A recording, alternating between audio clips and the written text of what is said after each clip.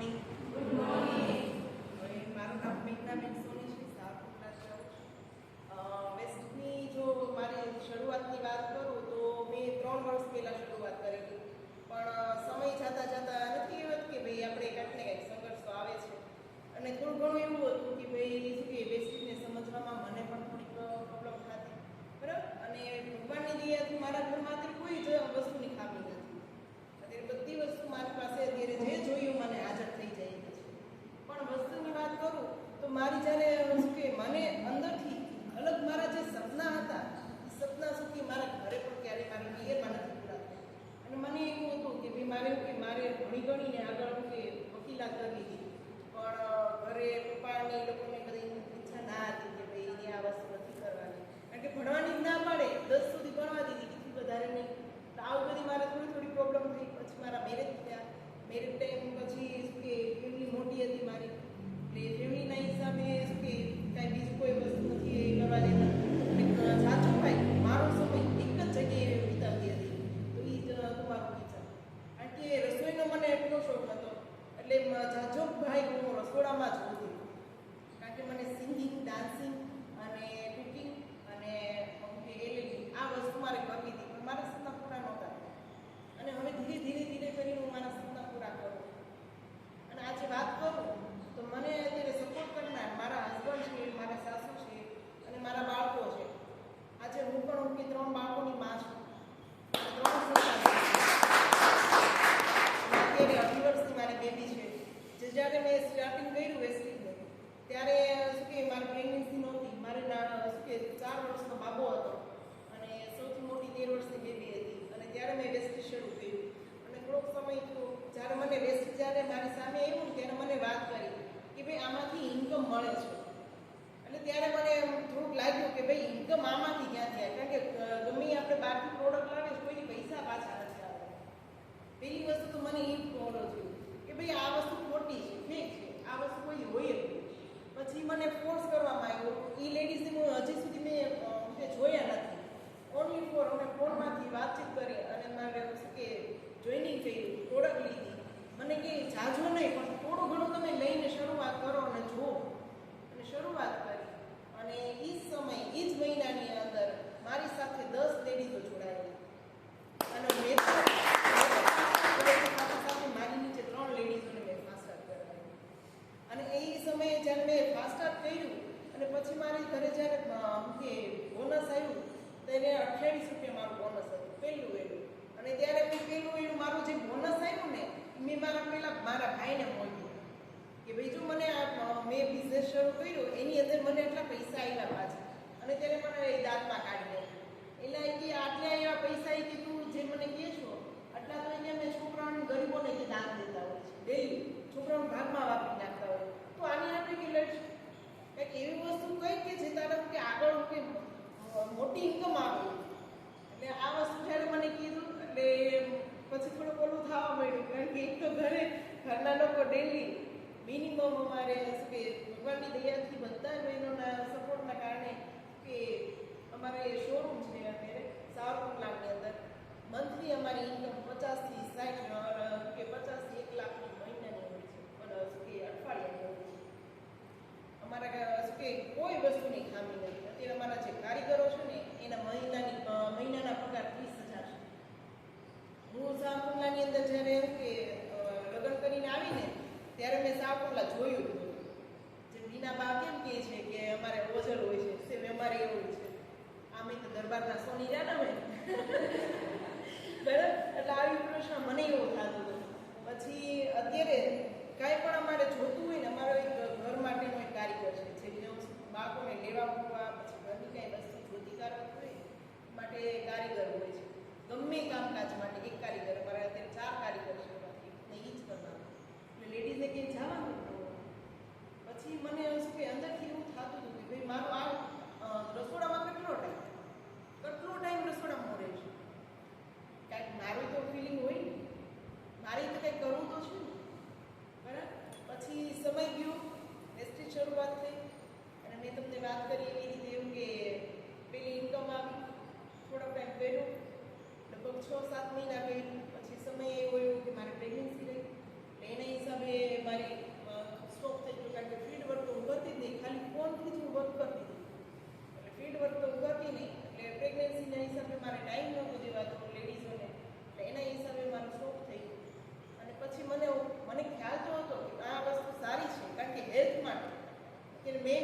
કે આપણે જે બહારની વસ્તુ લાવીએ છીએ આપણને કોઈની વસ્તુ ખબર નથી કે આપણા હેલ્થ માટે સારું છે કે નથી, અને લઈને આવી જાય છે. આજ અમારા ઘરમાં છે, જેમ શિલ્પાબેને કીધું કે ઘરમાં કોઈ ચા નથી પીતા, એ એક પીવે છે. હું તો ચાય નથી પીતી, મારા હસબન્ડને પલાળી પીવડાવું. મારા હસબન્ડ ડેટોલ સાબુથી ના દે,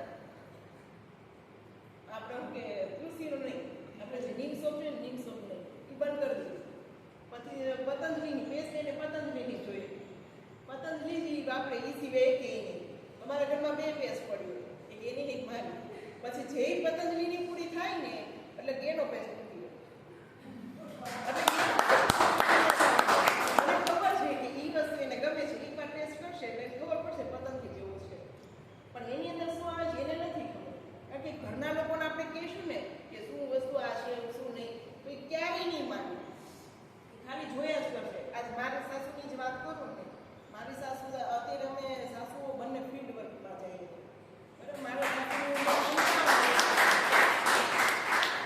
55 વર્ષની મારા સાસુની એજ છે. અમે સાસુઓ બંને અને મારી 2.5 વર્ષની બેબીને લઈને અમે જઈએ છીએ.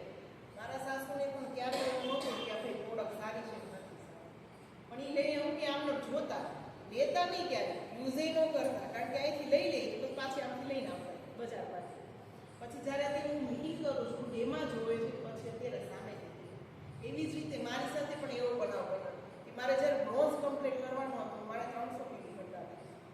એટલે શું કે આપણે માટે તો 300 પીવી અત્યારે નાના લેવલવાળાને તો બહુ લાગતું છે, હજી મને થોડુંક લાગે તો બરાબર. અને એ સમયે રાતે મારા સસરાનો ફોન આવ્યો કે મમ્મીના પગના દુખાવા માટેની કે આપણે લેવાની છે દવા.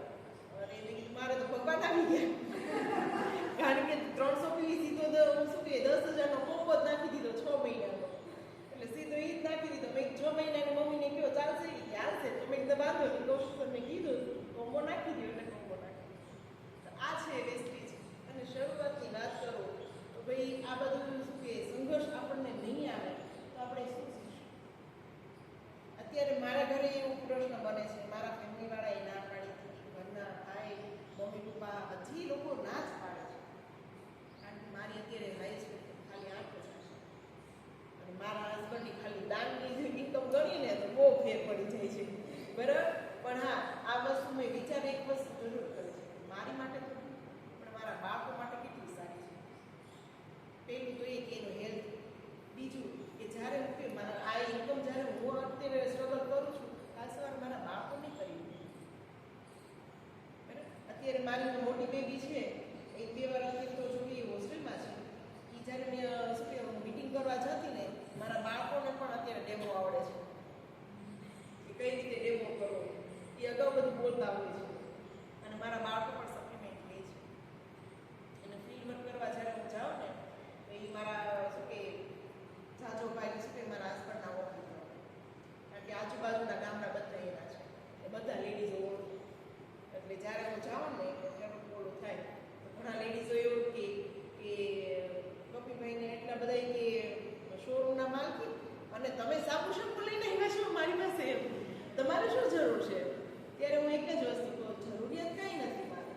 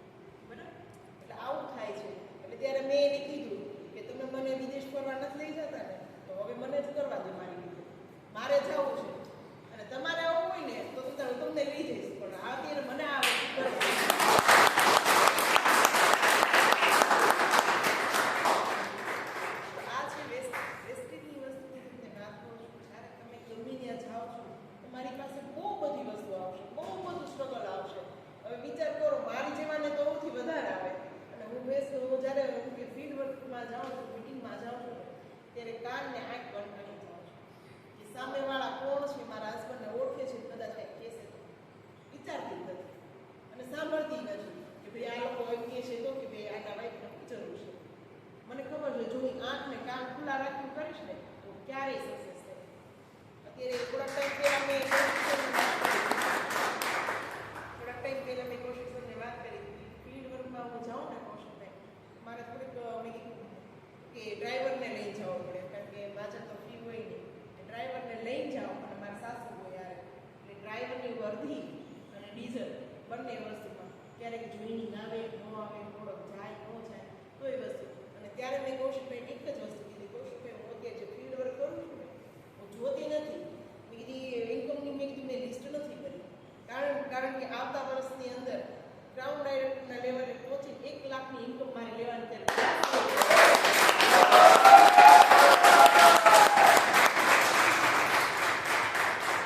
ત્યારે મેં કીધું જે ફિલ્ડ વર્કમાં હું જાઉં છું ને એ ડીઝલના એ ડ્રાઈવરના બધા પૈસા વ્યાજ સહિત લેવાની છે.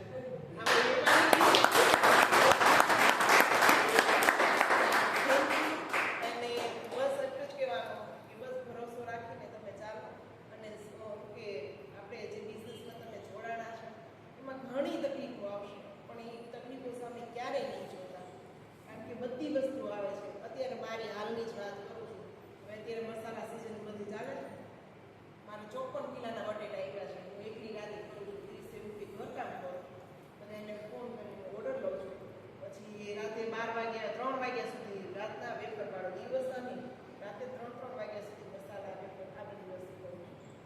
અને મારા ઘરમાં અત્યારે શું કે કામવાળી પણ નથી કારણ કે મને સેટિંગ આવતું નથી કારણ કે મારો ટાઈમ અલગ અને એનો ટાઈમ અલગ. ઓલું કહેવત નથી અહીં ઉબાડવા કરતાં હાથ મારવા સારા, અત્યારે હું એ કરું છું. Thank you.